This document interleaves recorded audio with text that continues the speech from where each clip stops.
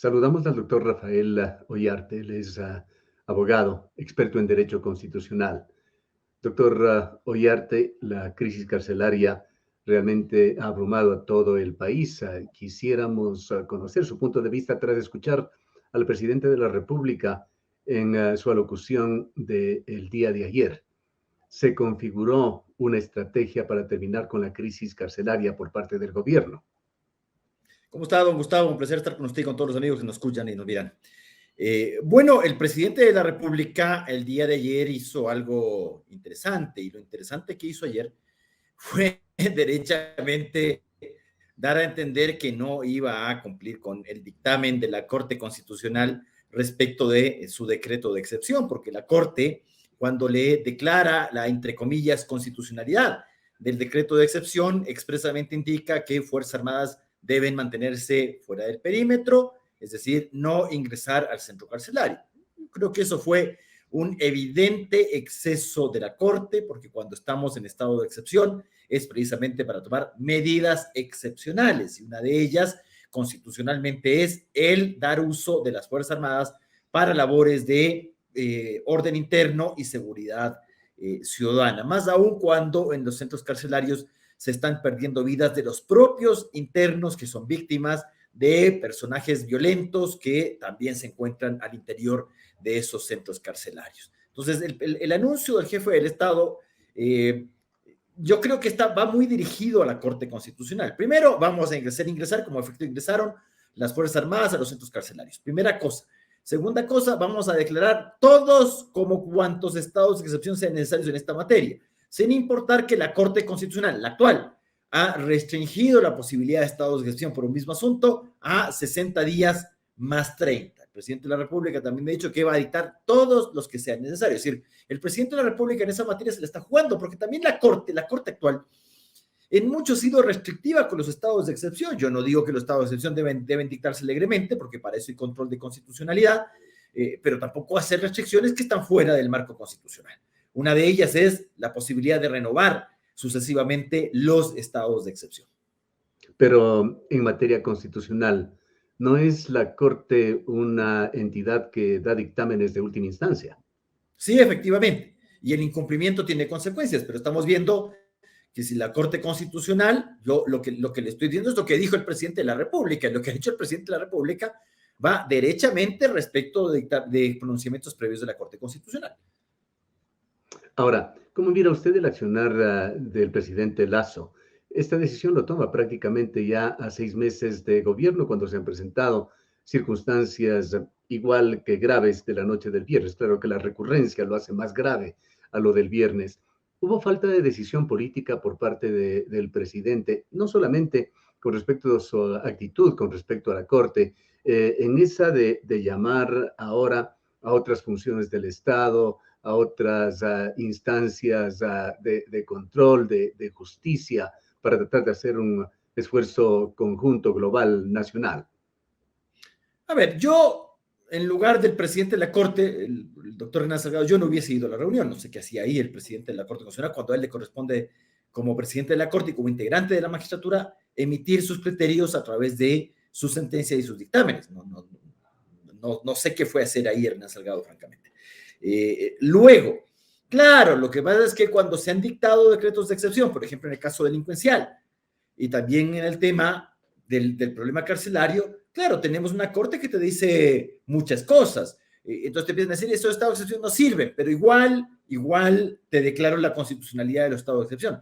Pero te los recorto tanto que al final la gente dice, bueno, parecería que no estuviéramos en estado de excepción. Por ejemplo, ¿qué pasa con el estado de excepción por el tema cárcel, por el tema delincuencial? La gente dice, ¿dónde están las Fuerzas Armadas? Claro, si es que en tu dictamen tú dices que las Fuerzas Armadas no están preparadas para el orden público, que su preparación es de eliminar al enemigo. O sea, aprenden frases y las repiten, porque eso hace esta gente, ¿no? ¿Ya? Y luego te empiezan a decir, bueno, pero las Fuerzas Armadas no pueden participar en labores de orden interno y de seguridad ciudadana. No pueden ingresar al interior de centros carcelarios. No pueden hacer esto, no pueden hacer la otra, entonces mejor no salgas.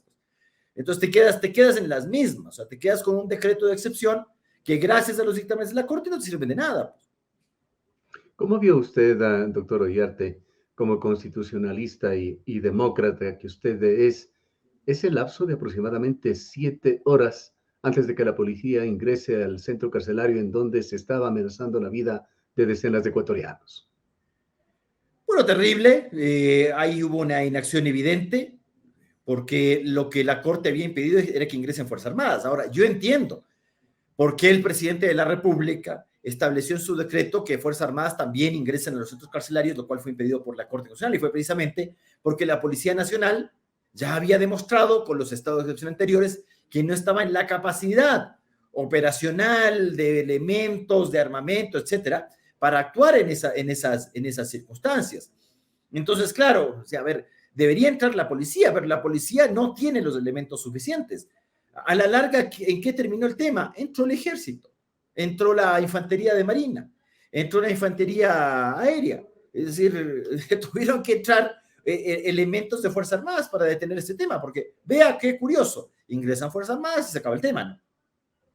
A más del enorme problema social, las diferentes aristas y facetas que tiene estos temas, hay dos coincidencias que hemos escuchado a expertos carcelarios, a gente con experiencia en el sistema carcelario. Ellos urgen porque el Estado, el gobierno tome control de las cárceles y por otra parte sugieren que debe centrarse la atención en los cabecillas de las bandas.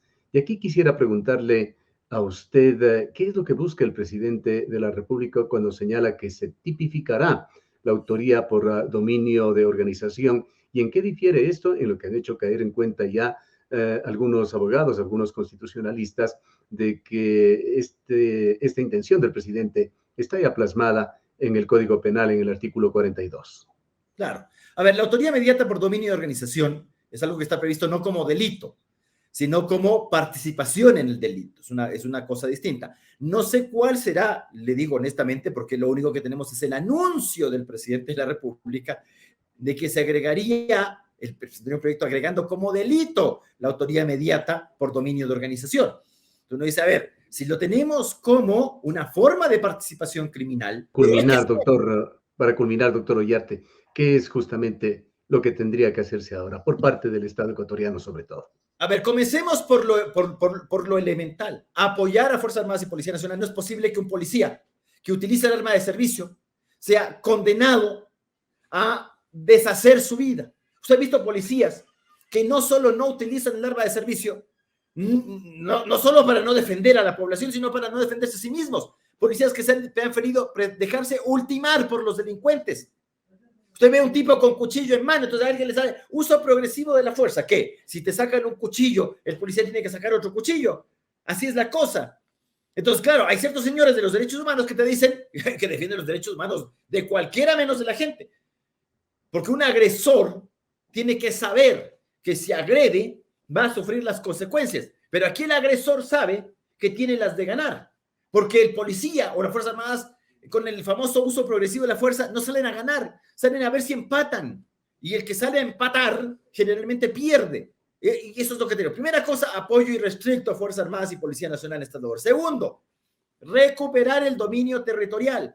Tercero, tomar decisiones que no son tan complicadas, incluso se lo puede hacer con las mismas telefónicas. ¿Cómo es posible que los centros carcelarios, que se han convertido no en centros de rehabilitación, sino en centros de inteligencia criminal, exista internet, exista señal celular, para que desde adentro se planifiquen los crímenes, para que desde adentro se tomen las cárceles, para que desde adentro se someta a la sociedad ecuatoriana? Súmele conferencias de prensa lideradas por los propios reclusos. Sí, señor. Y porque le hemos puesto micrófono al señor Glass y a otros delincuentes que están presos, les hemos puesto micrófono ahí para enterarnos cómo les va. Y uno dice, pero ¿cómo? Si no se debe tener esos aparatos. Ah, los tiene él, los tiene el resto. Pues lo que nos hemos enterado bárbaramente de qué pasa en interior de las cárceles con presos que desesperadamente piden ayuda por teléfono. Eso no debería ocurrir.